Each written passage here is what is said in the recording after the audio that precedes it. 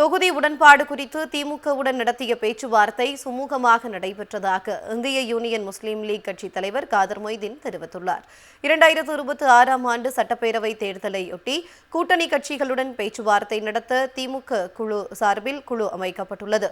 திமுக பொருளாளர் TR பாலு தலைமையிலான இந்த குழுவில் திமுக முதன்மை செயலாளர் KN நேரு, துணை பொதுச் செயலாளர்கள் திருச்சி சிவா, ராசா, திமுக அமைப்பு செயலாளர் RS பாரதி, திமுக உயர்நிலை செயல்திட்ட குழு உறுப்பினர்கள் ஏவா வேலு மற்றும் MRK பன்னீர்செல்வம் ஆகியோர் இடம்பெற்றுள்ளனர். இந்நிலையில் திமுக சார்பில் அமைக்கப்பட்டுள்ள இந்த குழுவினர் தொகுதி உடன்பாடு தொடர்பாக இந்திய யூனியன் முஸ்லீம் லீக் கட்சியுடன் பேச்சுவார்த்தை நடத்தினர். சென்னை அண்ணா அறிவாலயத்தில் நடைபெற்ற இந்த பேச்சுவார்த்தையில் இந்திய யூனியன் முஸ்லீம் லீக் கட்சி தலைவர் காதர் மொய்தீன் உள்ளிட்ட அக்கட்சியின் நிர்வாகிகள் பங்கேற்றனர்.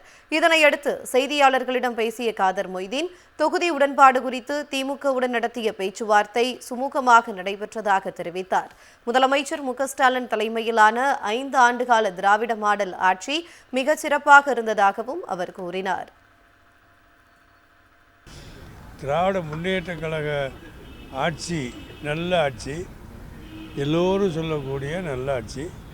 இந்த நல்லாட்சி மீண்டும் வர வேண்டும் என்ற உணர்வோடு தான் திராவிட முன்னேற்ற கழக தலைமையிலான மதச்சார்பற்ற முற்போக்கு கூட்டணியில் ஈடுபட்டிருக்கிற அனைத்து கட்சிகளும் பாடுபட்டு கொண்டிருக்கிறாங்க. நாடு முழுவதும் தெரிவித்து கொண்டிருக்கிறாங்க. இங்கே நடந்த பேச்சுவார்த்தை மிக சுமூகமாக நடந்தது. எங்களை பொறுத்த வரைக்கும் திராவிட முன்னேற்ற கழக தலைமையிலான கூட்டணியில் அன்று இருந்தோம், இன்று இருக்கிறோம், நாளைக்கு இருப்போம். அதில் எந்த சந்தேகமும் எங்களுக்கும் கிடையாது, அவங்களுக்கும் கிடையாது, யாருக்கும் இருக்க வேண்டிய அவசியம் இல்லை.